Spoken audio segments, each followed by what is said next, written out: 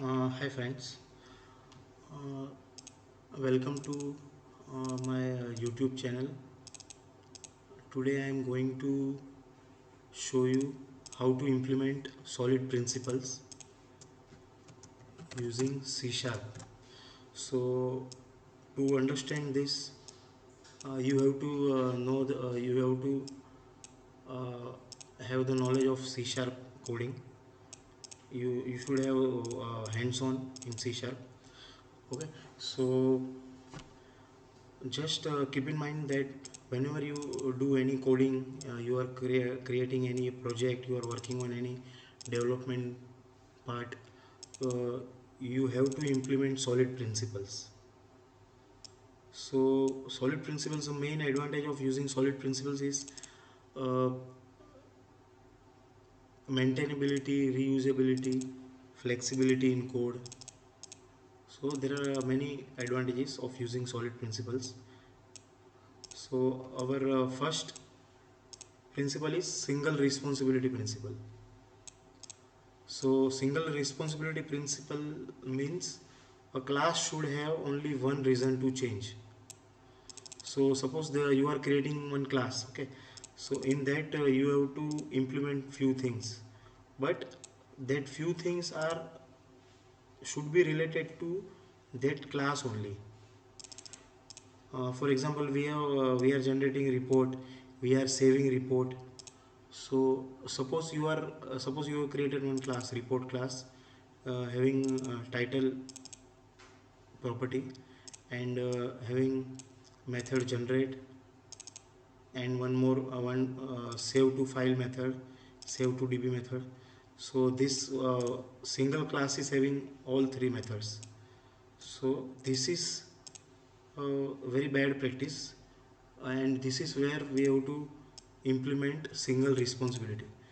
So suppose you are generating a report class. A report class main responsibility is to generate report. That you have to keep in mind.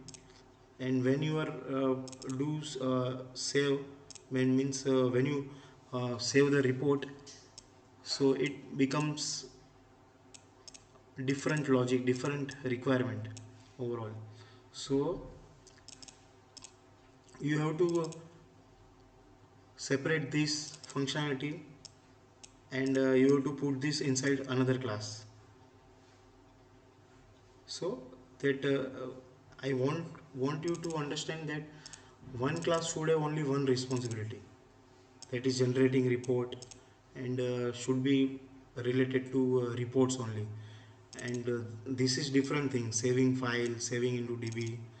So I will show you how to implement single responsibility principle.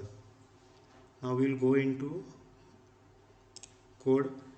Whenever you want to test anything in C Sharp, you can create a console application. Using console application, you can easily write your code, you can easily debug, easily test your code very easily and very quickly. So we have created here one SRP example class, which is having one run method. In that run method, we are creating a report instance, and we are calling method generate. So this is different class, report class. Okay, for saving a report into a file, we have created a different class, report file logger. So the responsibility of file logger is to just save this report into a file. So here you are not violating SRP rule. And suppose you want to store reports into a DB, then you have to create a separate class for a DB logger. So here we have all the classes. Report class, which will generate the report, sorry. And we have created one more class, report file logger, uh, which saves a report into a file.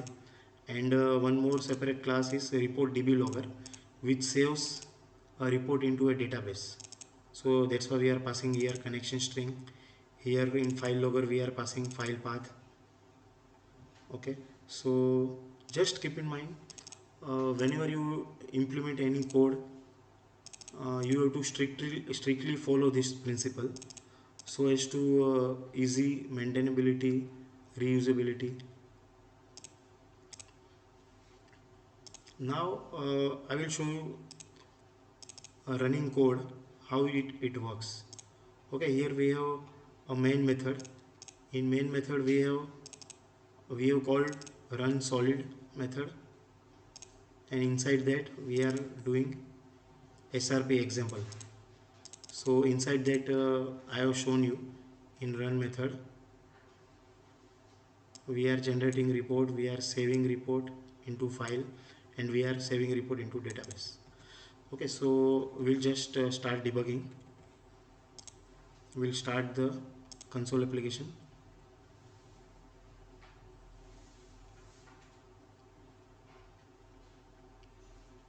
And while debugging you have to keep in mind few shortcut keys like F11, F10. F10 is to execute next statement, F11 is to go inside a method. So that will be useful while debugging.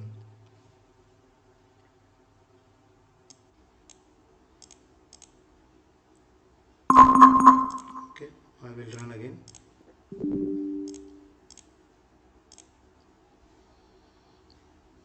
Yeah, so our debug is started. We are calling run s.o.l.i.d method. So here you have to press F11, or you can click here step into. So it will go inside run s.o.l.i.d method. In run s.o.l.i.d method you can now press step over. Step over means it will execute next statement. Now step over, it will write console.write line s.o.l.i.d principal demo. So here you can see it has written s.o.l.i.d principal demo. Okay, now we will go inside our SRP example. SRP is single responsibility principle. Now you go inside method run, so press F11. Okay, so now in run method we are creating a report instance. A report instance we have to pass title annual report, and now we are calling a generate method of report class instance. So we will go inside F11. Inside generate method it has written generating report data, so it will write generating report data. Now you continue pressing F10. Now for saving a report into a file we are creating a report file logger class which have save method. So in save method we are passing this report instance because report is having all the data, title and other things. So now you go inside, say F11 now in save method. In save method we are passing a report instance, and we also passing a file path, and here we are saying saving report title to file path so and so. Okay, so now you can see here saving annual report to report.txt. Now you continue. Now suppose you want to save a report data into a DB. We have created a different class report DB logger. So inside that also we have created one method, save method. In that save method we are passing report instance and connection string, and here we are writing inserting a title in DB.